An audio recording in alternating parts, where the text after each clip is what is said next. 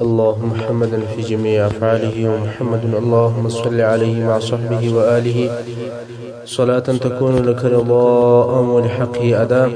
أما بعد، رسول صلى الله عليه وآله وسلم د سیرت څلور اتیمه په تیره برخه کې مو د مؤته د جنگ بیان تر دې ځای پر رسولی و چې کله ثابت رضی الله عنه بیرغ پورته کوي نو په دې وخت کې د ده سره هېڅوک نه و چې د ده دفاع وکړي. لکه د مخه چې مو وویل چې مسلمانان دوه نفره نه سره یو ځای کېدل، ټول سره پاشلي او تکفاره کول. بیا هم ثابت رضی الله عنه بیرغ پورته کوي. هغه مسلمانان چې په ده منطقه کې ول او ویلي دی چې بیرغ پورته سو په کراره خپل بیرغ ته ورنږدې کېدل. خو اول هغه څوک چې ثابت رضی الله عنه ته ورورسېدی هغه خالد ابن ولید رضی الله عنه. په دغه وخت کې ثابت رضی الله عنه بیرغ و خالد رضی الله عنه ته ونیوی. ولواخه یا خالد رضی الله عنه وویل یا ثابت ته تر ما مشرې او د اهل بدر څخه یې. ثابت رضی الله عنه وویل واخله یا خالد، په والله ما نه دی راپورته کړی مګر ستا دپاره. دا د جنگ میدان دی، دا د بحث او د نقاش وخت نه دی. دا کار یو تجربه کار سړی غواړي او ته د تجربې خاوند یې. خالد رضی الله عنه هم نور دلایل نه ورسره وویل او بیرغ یې واخیستی. هلته په مدینه منوره کې رسول صلی الله علیه وسلم فرمایي اوس یو سیف من سیوف الله خالد ابن ولید بیرغ واخیستی او د دې ورځې څخه خالد رضی الله عنه په سیف الله سره مسما سو، یعنی دا د الله جل جلاله توره ده چې په کفارو یې مسلطه کړې ده. اوس چې خالد رضی الله عنه بیرغ واخیستی، بیرغ شوروي او په لوړ आवाज باندې نارې وهي راټول سي. مسلمانان بیرغ ولیدي. کله چې بیرغ ولیدي چې بیرغ پورته دی نو سره راټولیږي او ټول یو ځای ته سره راځي. هغه تښتېدلو نفرو هم ټول مراجعه وکوله او وار په وار سره یو ځای کېږي. خالد رضی الله عنه هم ډېر ژر او سمدستي امرونه صادرول او امیر یې په لښکر کې سرنشریږي. په څو لحظو کې هغه تښتېدلی لښکر بیرته منظم کوي. حتی رومیانو هیڅ فکر نه کوي چې مات شوی لښکر دې بیرته سره یو ځای شي. په څو لحظو کې هغه مات شوی او تښتېدلی لښکر بیرته سره راټول شو. دا ته هیڅ چا زړه ته نه لوېدی. کله چې لښکر سره یو ځای شو او منظم شو، خالد رضی الله عنه امر وکوي چې د رومیانو پر لښکر باندې یو ځای حمله وکړي. مسلمانانو هم پر رومیانو باندې حمله وکوله. هغه په تعجب کې سول. یوازې دا نه چې مات شوی لښکر راټولیږي بلکې په نوې حمله یې هم لاس پورې کوي. مسلمانانو پر کفارو باندې داسې شدید حملې وکولې چې قتل او وژنه یې شروع کړه. امام بخاری رحمه الله د خالد ابن ولید رضی الله عنه څخه روایت کوي چې دی وایي د موته په ورځ باندې زما په لاس کې نه دانې تورې ماتې شوې. په لاس کې مې بېله یو یمنۍ تورې څخه بله یوه نه سوه پاته. لکه څنګه چې د مخه مو درته وویل رسول صلی الله علیه وسلم هلته په مدینه منوره کې خپلو اصحاب کرامو ته د جنگ حالات بیانول او کله چې عبدالله ابن رواحه رضی الله عنه د هغه بیان وکوي چې شهید شو او د مسلمانانو بیرغ ولوېدی نو رسول صلی الله علیه وسلم وفرمایل عبدالله شهید شو او بیرغ ولوېدی. بیا نو رسول صلی الله علیه وسلم د څه وخت دپاره چپ او ساکت و. یقینا هم صحابه کرام وارخطا او غمجن دي. رسول صلی الله علیه وسلم ته ګوري او هغه هم څه نه وایي. تر سترګو مبارکو یې اوښکې بهیږي. خو کله چې خالد ابن ولید رضی الله عنه بیرغ واخیستی دلته رسول صلی الله علیه وسلم وفرمایل اوس بیرغ سیف من سیوف الله واخیستی او جنگ شروع شو. واقعا هم په موته کې د مسلمانانو او د رومیانو تر مابین ډیر شدید جنگ جاری و.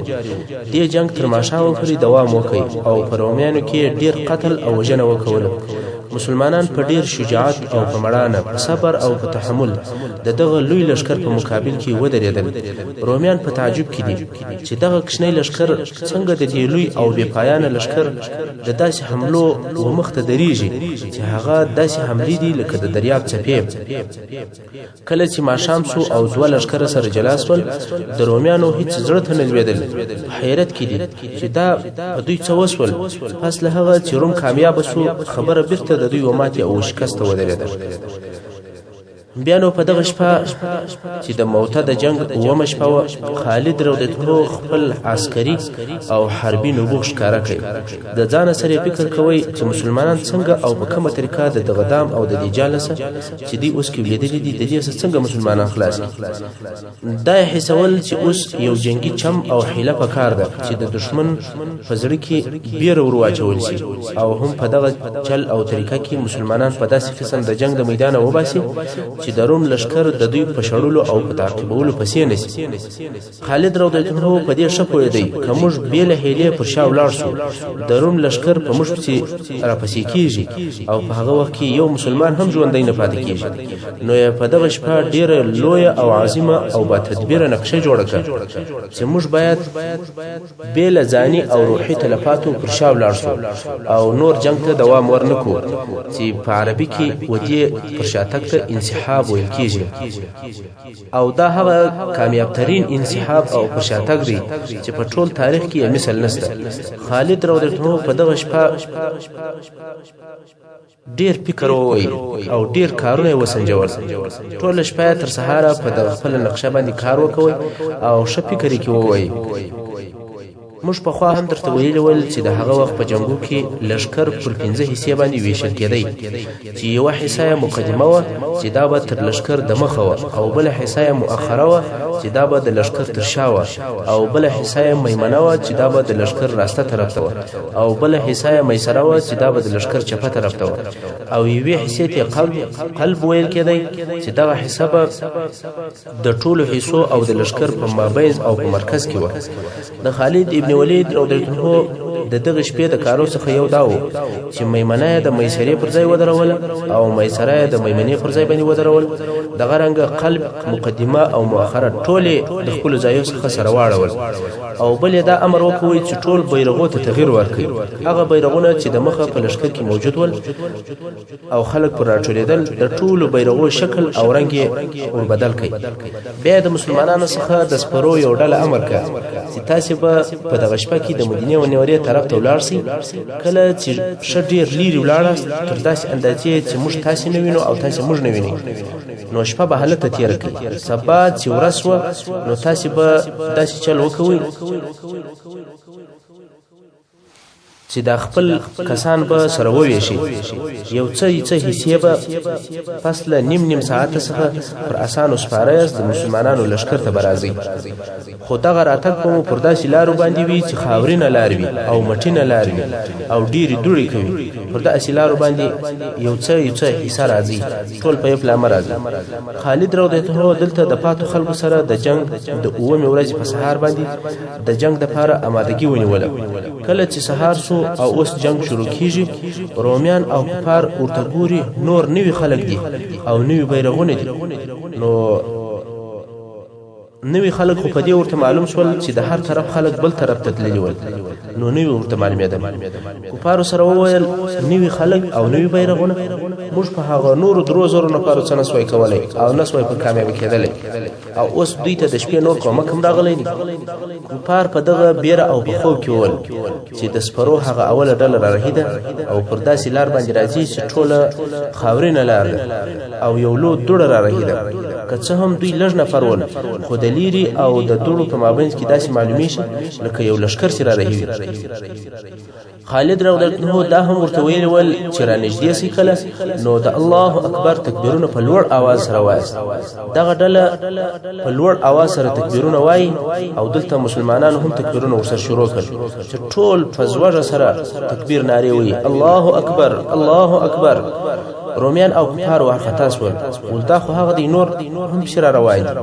لږ وخت وروسته بل ډله په دغه ترتیب را رهیده، لږ وخت وروسته بل ډله په دې قسم را رهیده او بیا بل ډله د کفارو زړونه لویږي او وارخطا کیږي چې دا څه حال دی. لشکر په لشکر پسې را رهیده.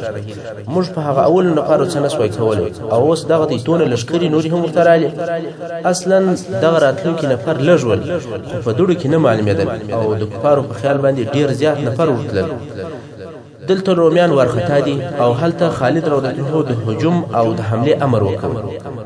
اوس نو د مؤته د اومې ورځې جنگ شروع شو. ابو رافع رضی الله تعالی عنه وایي قسم په الله چې نه مې تر دې ورځې د مخه او نه مې تر دې ورځې وروسته داسې شدید جنگ لیدلی دی په ټول عمر بیا ما داسې جنگ نه دی لیدلی. نو تاسې فکر وکړئ چې دا به څونه شدید جنگ و چې په دغه ورځ باندې د خالد رضی الله عنه په لاس کې څو تورې ماتې شوې. د اوسپنې تورې د انسانانو په سرو باندې ماتېږي. دا به څنګه او څونه شدید جنگ د دې دپاره چې د خالد ابن ولید رضی الله عنه په جنگ او په قوت باندې پوه شو. نو ووایي چې خالد رضی الله عنه په جنگ کې ډیر ماهر او قوت کې ډیر قوي پهلوانو چې مثال یې نه لیدل کېدی. خالد رضی الله عنه ډیر جګ او ډیر لوی سړی و. پر آس چې بس پور شو پښې به مځکې ته رسېدلې. په ټولو مسلمانانو کې نه بلکې په ټولو خلکو کې مسلمانانو او کفار فقط دوه نفره ول چې په دوه تورو سره جنگ کولی شو. یو خالد ابن ولید رضی الله عنه او بل زبیر ابن عوام رضی الله عنه چې دې دوه په یو وخت کې په راسته او په چپه لاس باندې جنگ او وهل کول. نور ټول خلک په یو لاس جنگ کوي خو دوی دواړو په دواړو لاسو باندې جنگ کولی شول. کله چې به خالد رضی الله عنه په جنگ کې پر آس سپور شو پښې به ځمکې ته رسېدلې نو بې آس یې وې او بلې خواته په پښو سره شړی. خالد رضی الله عنه زموږ او ستاسې تر فکر لوړ جنگ کوي چې نه یې په هغه وخت کې مثل و او نه یې اوس مثل شته. دلته چې د موته د اووم مې ورځې جنگ دی پر کفارو دغه شدید حمله شروع شو. په کفارو کې ډیر قتل او وژنه دوام لري. ابو رافع رضی الله عنه وایي ومې لیدل چې رومیان او غساسینه دا زغلي تشتي او ماته خوري. د جنگ میدان پرېږدي او یو په بل پسې زغلي ځانونه باسي او مسلمانان وار په وار ورته مخه کېږي. څو د غسان و باچا ته ځان ورسوي چې نوم یې پیدور و او د هرقل ورورو. دغه پیدور په دغه جنگ کې د کفارو عمومي قومندان هم و. په دې وخت کې چې هغه د دې قومندان ته ورسېدل خالد رضی الله عنه امر وکړ چې ټول مسلمانان دې د میدان جنگ څخه راووځي. په دې امر سره د مسلمانانو لشکر ټول پر شا ځي. کفار وویل کمینې راته نیولی دي دا چم دی موږ خطابازي پام کوئ چې حمله پر ونه کوي او پسې ورنسئ او پرېږدي. خالد رضی الله عنه په کراره د خپل لشکر سره پر شا ځي. تاسې پوهیږئ چې د لشکر د مرګ او د ژوبلې دپاره خطرناک حالت دغه د انسحاب یا د پر شا تللو وخت. په دغه وخت کې لشکر ډېر تاوانونه او تلفات ویني ځکه هغه لشکر چې شاته ځي پر هغه د ډېرو شدیدو حملو امکانات شته. لکه څنګه چې دغه واقعې په تاریخ کې ډېرې پیښ شوي دي. د انسحاب او د پر شا تللو په وخت کې بشري خساره او تاوان ډېر زیات پیښیږي. مګر خالد رضی الله عنه غوښتله چې بې له خسارې څخه پر شا ولاړ شي. نو خالد رضی الله عنه په کراره پر شا ځي او داسې معلومیږي لکه دی چې د دویمې حملې دپاره ځان برابروي. مګر هلته د روم قومندان چې پیدور و هغه امر وکړ ول پرېږدي او خالد نور هم د خپل لشکر سره پر شا ځي. څو دغه انسحاب او رجوع تر مدینې منورې پورې وه یعنې بیرته مدینې منورې ته ورسېدی او په دغه انسحاب کې د مسلمانانو څخه یو نفر هم نه ووژل شو. د جنگو په ټول تاریخ کې دغه انسحاب اول او اخیر انسحاب دی چې پوره لشکر دی پر شا ولاړ شي او یو نفر هم نه ځینې ووژل شي. دا د خالد رضی الله عنه لوی فکر او عظیمه نقشه وه. رومیان هلته په انتظار ول چې مسلمانان به بیا راسي او حمله به پر راوکړي خو هغه هیڅ نسوه پیښه. بیا د معلوماتو دپاره جاسوسان ولېږل خو هغه وخت مسلمانان مدینې منورې ته رسېدلي ول. وروسته نو د روم او د غسان لشکرې هم ولاړې. کله چې د مسلمانانو لشکر بیرته مدینې منورې ته ورسېدی تر دوی د مخه د مدینې منورې خلکو ته خبر رسېدلی و چې د مسلمانانو لشکر د موته د جنګ څخه بې له کومې قطعي نتیجې راغلي دي او ځانونه یې راخلاص کړي دي او بیرته اوس رارهي دي. د مدینې منورې ښځې او ماشومان مخ ته ورته راووتل او د دغه لشکر استقبال او شراغله د ډبرو په ویشتلو کوي. یعنی دغه لشکر یې په ډبرو ویشتی او ویل دا د مسلمانانو اول لشکر دی چې تشتي یا به کامیابه کېدلس یا به وژل کېدلس. نو دغه خپل لشکر په ډبرو ویشتی او په زوره به ورته ویل د فی سبیل الله جهاد څخه وتښتېدله او نارې پر وهلې یا فرارو ای تښتېدلو. د مسلمانانو لشکر په دې کار باندې ډیر زهیر وو. یو صحابي چې د موته په جنگ کې ګډون کړی وو وایي زه په مدینه منوره کې خپل کور ته ورلم، خو ښځې مې دروازه نه راخلاصوله، کور ته نه پرېښولم. خپلې ښځې مې راته وویل ته د الله په لار کې د جهاد څخه وتښتېدې، والله که زما کور ته راننوځې. دا هغه مسلمانې ښځې وې چې خپل نارینه یې په دغه طریقه سره جهاد ته تشویق کول. رسول صلی الله علیه وسلم ته چې دا خبر ورسېدی نو یې امر وکړ چې خلک دې راټول شي. کله چې خلک راټول شول رسول صلی الله علیه وسلم وفرمایل لیسوا بفرار ولكن لهم الكرار ان شاء الله تعالی انا فئت كل مؤمن. یعنی د دوی تشتیدل دا تشتیدل نه دي بلکې دوی بیا حمله کوونکي دي ان شاء الله. او زه د هر مؤمن ډله د رسول صلی الله علیه وسلم په دې قول کې چې زه د هر مؤمن ډله د سوره انفال و 15 او 14 نمبر آیات ته اشاره ده چې الله جل جلاله فرمایي اعوذ بالله من الشیطان الرجیم يا أيها الذين آمنوا إذا لقيتم الذين كفروا زحفا فلا تولوهم الأدبار. یعنی ای مومنانو کله چې په جنگ کې د هغو کسانو سره ملاقات او مخامخ شئ چې کافران شوي دي په داسې حال کې چې دوی ډیر او زیات وي نو تاسې دوی ته خپلې شاوې مه ورګرځوئ چې تښتئ یا د تیښتې په نیت باندې شاوې مه ورګرځوئ. تر دغه ځایه پورې د دې آیت شریفه په امر او په حکم باندې د کفارو څخه تښتېدل نه دي روا که څه هم کفار ډیر او زیات وي. او په وروستني آیت شریف کې الله جل جلاله پسې فرمایي که چا په میدان جنگ کې کفارو ته شا ور وګرځول یعنې وتښتېدی هغه د الله په قهر او په غضب اخته او گرفتار شو او د هغه تښتېدلي نفر ځای به جهنم وي. مګر هو هغه کسان په دې حکم کې نه دي داخل چې د بلې حملې دپاره ځانونه اماده کوي یا هلته د مسلمانانو یو بله ډلې وي هغې ته ځان ورسوي لکه څنګه چې الله جل جلاله په وروسته آیت کې فرمایي ومن يوليهم يومئذ دبره إلا متحرفا لقتال أو متحيزا إلى فئة فباءوا بغضب من الله ومأواه جهنم وبئس المصير.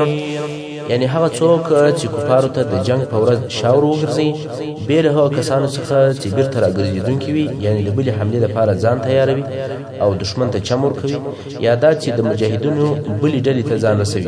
بې له دغو کسانو څخه نو کم کسان چې تښتي هغه د الله په غضب اخته او مبتلا شول او د هغو د اوسېدلو ځای دوزخ دی او دغه دوزخ د ورتلو بد ځای دی.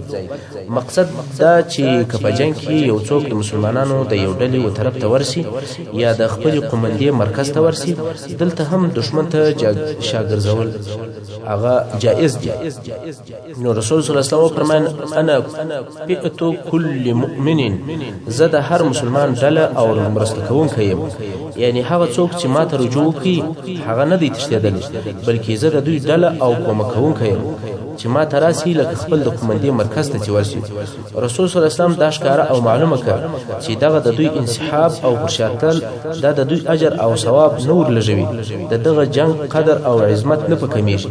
دغه د موته جنگ ته غزا نه ویل کېږي ځکه رسول صلی الله علیه وسلم اشتراک نه دی کړی نو ځکه د موته جنگ یا د موته سریه ورته ویل کېږي.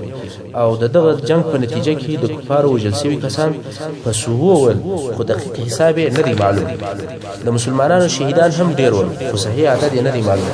مګر هغه کسان چې نمونه یاد شوي دي چې وایي دا کسان د موته په جنگ کې شهیدان شوي دي د هغو نومونه 12 نفره دي خو حقیقتا د مسلمانانو شهیدان تر 12 زیات ول خو دقیق معلومات یې نه دی معلوم. د دې جنگ په نتیجه کې که څه مسلمانان د غسان د قبیلې څخه خپل انتقام او بدله نه که حاصل ځکه دوی په دې جنگ کې او په لاره کې ډیر زحمتونه او تکلیفونه وزغمل. مګر د دې جنگ اثر د مسلمانانو د شهرت او د عزت لپاره ډیر زیات و.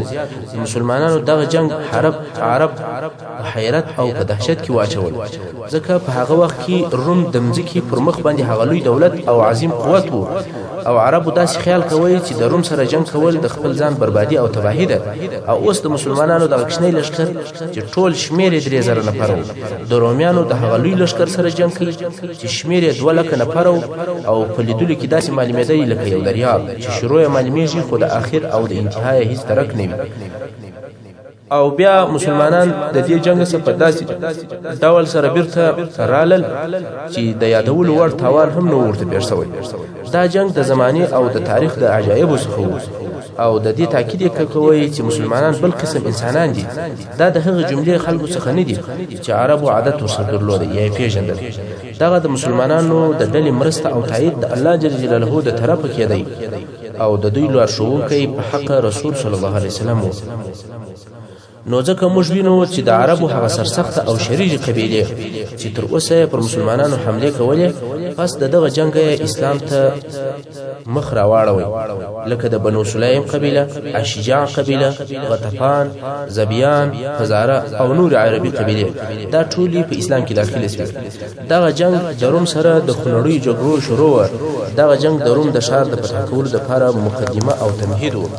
دغه جنگ و چې په ورسته کې مسلمانان پر دې قادر کړ چې ډېری ځمکې تر خپل تسلط او تر سیطرې لاندې راوړي. هغه وخت چې رسول صلی الله علیه وسلم په مسجد نبوي کې مسلمانانو ته د جنگ حالات بیانول، پس له هغه چې د دې مجلس څخه ولاړ شو نو د جعفر رضی الله عنه کور ته ورغلی.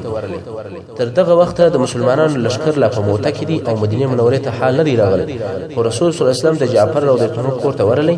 د دې حدیث شریف روایت په خپل عبد الله ابن جعفر رضی الله عنه کوي چې دغه عبد الله په دې وخت کې کښنی وو او بیا په ورسته کې د مسلمانانو د لوی علماو څخه شو. نو دغه عبد الله ابن جعفر رضی الله عنه وایي چې د موته د جنگ په وخت کې رسول صلی الله علیه وسلم زموږ کور ته راغلی او موږ د جعفر اولادونه پر راټول شو. موږ یې په غیږ کې ونیولو او په خپل رسول صلی الله علیه وسلم ډیر شدید ژړل. کله چې د جعفر رضی الله عنه ښځې ولیدل چې رسول صلی الله علیه وسلم د دې اولادونه په غیږ کې نیولي دي او ژاړي، نو یې وویل یا رسول الله آیا د جعفر د طرفه کوم حال او خبر راغلی دی؟ رسول صلی الله علیه وسلم وفرمایل هو، جعفر د الله په لار کې شهید ووژل شو. د ښځې څخه یو لوی چغه تر خوله ووتله. رسول صلی الله علیه وسلم وفرمایل نه به کالي څیرې او نه به ځان او ځیګر په چپلاخ وهې، فقط وژاړه. دا د رسول صلی الله علیه وسلم د طرفه موږ او تاسې ټولو ته لارښوونه ده چې د غم او د مصیبت په وخت کې به په پټه خوله که وژاړو دا ژړا جایز او روا ده، مګر د کالو څیرل، د ځان وهل، د ویښتانو شکول یا چغې او بغارې یا بې ځایه خبرې یا په لوړ اواز سره ژړا کول دا نه دي روا. په دغه وخت کې چې د رسول صلی الله علیه وسلم سره د جعفر رضی الله عنه اولادونه ناشتي او رسول صلی الله علیه وسلم په خپل ژاړي، نو وی فرمایل هر هغه څوک چې غواړي چې وژاړي پر مثال د جعفر دی وژاړي، یعنی جعفر غوندي خلک په ژړا سره ارزي. جعفر د شو او د بهترینو مسلمانانو څخه وو. جعفر رضی الله عنه د هغه اول مهاجرینو څخه وو چې حبشې ته هجرت کړی و. جعفر رضی الله عنه د هغه مسلمانانو څخه وو چې د اسلام لپاره ډېری قرباني ورکړې وي. اسلام پر خپل ځان او پر نور باندې تطبیق کړی او عملي کړی و.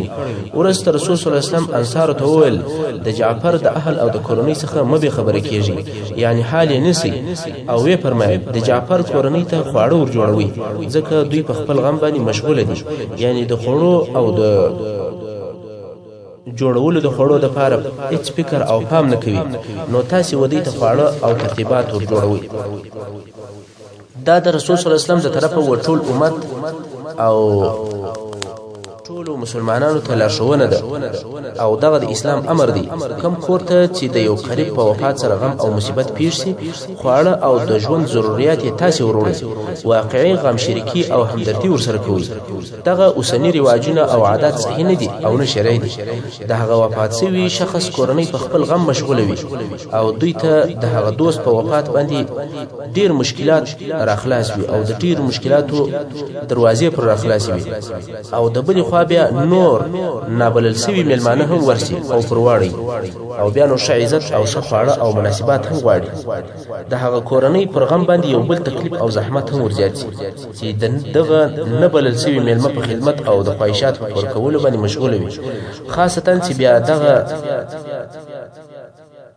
کورنۍ چې په مصیبت اخته ده د غریب او نادار وي، نو دغه اجباري میلمنو د مصارفو د فرکولو لپاره د پیسو و پورولو ته هم اړ او مجبور شي. په زیاته بیا د شوزو فاتحه چې دوه منه چلم او د هغه چلم تمباکو دا هم پکښ کاریږي. اوس د دې غزا بیان د دې سریه بیان خلاصو. اوس به د ذات السلاسل د سریه یا د ټولي بیان درته وسی. ذات السلاسل د یو ځای نوم دی چې د وادي القرى شاته پروت دی. ابن اسحاق رحمه الله وايي چې د مسلمانانو دغه ټولي یا سریه د جزام د قبيله پر مځکه کې پر یو اوبو یې واړول چې دغه اوبو ته سلسل ویل کېدی. نو ځکه دغه سریه ته ذات السلاسل وویل شو. د ذات السلاسل سریه د موته د جنگ د نتایج څخه ده. د موته جنگ د هجرت د اتم کال د جمادی اول په میاشت کې وو، خو دغه کال د جمادی اخرى په میاشت کې، یعنی د موته د جنگ یو میاشت وروسته دغه سریه هغه منطقې ته ولېږل شو چې موته ته ډیره نږدې و. د دغه سریه د لېږلو لپاره علما دوه سبب بیانوي. څوک وایي چې کله چې رسول صلی الله علیه وسلم ته د عربو هغه عربي قبیله کومې چې د شام پر حدود باندې اوسېدلې د هغو موقف او دریځ د موته په جنگ کې ور معلوم شو چې دغه قبیله د مسلمانانو پر ضد د روم سره یو ځای کیږي. نو رسول صلی الله علیه وسلم د دې لپاره یو اشد ضرورت حس کړي چې د یو داس حکمت څخه کار واخلي چې په هغه حکمت سره د دغه قبیلو او د روم په مابین کې تفرقه او جلاوالی راولي چې د بل واري لپاره د مسلمانانو پر ضد دون لوی لشکر نسی یو ځای، او د دې پر ځای چې دغه قبیله د روم سره اتحاد ولري باید د مسلمانانو سره ولري. نو ځکه د دغه نقشې د عملي کولو لپاره عمرو ابن العاص رضی الله عنه اختیار کړي. ځکه د عمرو ابن العاص رضی الله عنه د پلار مور په دغه قبیلو کې د یو قبیله څخه و. نو عمرو ابن العاص رضی الله عنه د موته تر جنگ یو میاشت وروسته د هجرت د اتم کال د جمادی اخرى په میاشت کې دغه منطقې ته ولېږي. او ځین علما بیا وایي چې د مدینه منورې استخباراتو رسول صلی الله علیه وسلم ته خبر راوړی چې د قضاعه قبیله خلک سره راټول کړي دي، غواړي چې پر مدینه منوره حمله وکړي. خو په حقیقت کې شاید دغه دواړه سببونه موجود وي. هغه اول سبب خو مو درته بیان کړي او اوس به دغه دویم سبب په تفصیل سره درته بیان کوم. هلته یو قبیله و چې د قضاعه قبیله ورته ویل کېدله، او دغه قبیله شام او د غسان او قبیلو ته نږدې ژوند کوي. کله چې دغه قبیله د موته په جنگ کې د مسلمانانو پر شا د دوی هم امید پیدا شو چې د مسلمانانو څخه غنیمتونه ونیسي. نو د دې لپاره چې پر مدینه منوره حمله وکړي تیاری او آمادګي نیوله، او اوس په دغه کوشش کې ول چې رومیان او غسان هم د دې حمله لپاره د ځان ملګری کړي، او هغه ته به ویل چې مسلمانانو په موته کې ستاسو څخه ماته وخوړل او لاړل، راسي چې اوس موږ د دوی پر مرکز چې مدینه منوره ده پر هغه حمله وکړو. او اول هغه څوک چې په دغه کار شروع وکول هغه د قضاعه قبیله و. یو فرق ته شمو متوجه سي. د عربو یو قبیله ده چې خزاعه ورته ویل کیږي چې هغه اکثره مسلمانان او د رسول صلی الله علیه وسلم متعهدین دي او د مکه مکرمه په شاوخوا باندې اوسېږي. خو دغه بیا یو بل قبیله ده چې قضاعه ورته ویل کیږي. دا بیا ټول کفار دي او د شام په حدود کې اوسېږي. نو دغه د قضاعه قبیله د مدینه منورې د حمله لپاره ځانونه تیارول، او په عین وخت کې دا کوشش هم کوي چې روم او غسان دواړه د مدینه منورې د حمله لپاره دوی د ځان ملګری. رسول صلی الله علیه وسلم د کفارو د دې حرکت سره تشویش کړو او ویل چې دغه موضوع که دغه صفات سي کفار ځانونه آماده کوي نو به د مسلمانانو لپاره یو لوی خطر وي. ځکه هغه دوله کنه پریز لشکر چې په موته کې مسلمانانو ته شکست نه ورکړي، نو شایي چې اوس به په مسلمانانو باندې په مدینه منوره کې راشي. نو رسول صلی الله علیه وسلم غوښتل چې د مخه تر دې چې دغه موضوع لوی شي باید حالت په خپل ځانګو کې مړ شي. قضاعه په خپل مقصد کې باید چې کامیاب نشي او خپل مخ ته باید چې نه پرې شول شي. د دې مقصد لپاره رسول صلی الله علیه وسلم یو لشکر جوړ کړي چې پر قضاعه باندې حمله وکړي. دغه قضاعه چې دغه اوس د دې لوی حمله لپاره ترتیبات نشي، رسول صلی الله علیه وسلم دغه لشکر مشر او قومندان چې ودته ورلېږي عمرو ابن العاص رضی الله عنه وټاکي. خالد ابن ولید رضی الله عنه د موته په جنگ کې د مسلمانانو د لشکر امیر او قومندان و. حال دا چې د اسلام فقط 4 میاشتې کېدی او اوس عمرو ابن العاص رضی الله عنه د مسلمانانو د لشکر امیر او قومندان مقرر کیږي. حال دا چې د اسلام بیا فقط 15 میاشتې کېږي. نو دا معلومه شوه چې د جنگ په عملیات کې دا خبره نه ده، چې دغه نفر په اسلام کې مقدم یا د مخ دی یا په اسلام کې تاخير دی او ورسته اسلام راوړي، بلکې خبره د لیاقت او د استعداد ده. دغه خبره یوازې په جنگ پورې تعلق نه لري، بلکې هر هغه څوک چې په هر کار کې پوهه او استعداد لري باید هغه سړی د هغه کار امیر وګرځول شي او هغه کار ودته ورپرېښول شي. نو دغه سریه د جوړولو په وخت کې رسول صلی الله علیه وسلم عمرو بن العاص رضی الله عنه وویل: یا عمر، زه غواړم چې د یو سریه یا د یو ټولۍ قومندان دی وټاکم چې هم به غنیمتونه راوړي او هم به د الله څخه اجر او ثواب واخلي. مگر عامر رضی الله عنه ویل: یا رسول الله، قسم په الله ما د مال او د غنیمتو لپاره ایمان نه دی راوړی. مگر رسول صلی الله علیه وسلم ورته ویل: نعم المال الصالح لرجل صالح. هو پاک او حلال مال د صالح سړي د لپاره ښه دی، یعنی کمال د ښه او صالح سړي سره وي هغه ضرر نه ورسوي. محترم اوریدونکو، څنګه چې وخت پای ته رسیږي زموږ پاته برخه د سیرت په راتلونکي حصو کې وایو. وصلی الله تعالی علی خیر خلقه محمد و آله و اصحابه و اهل بیته اجمعین.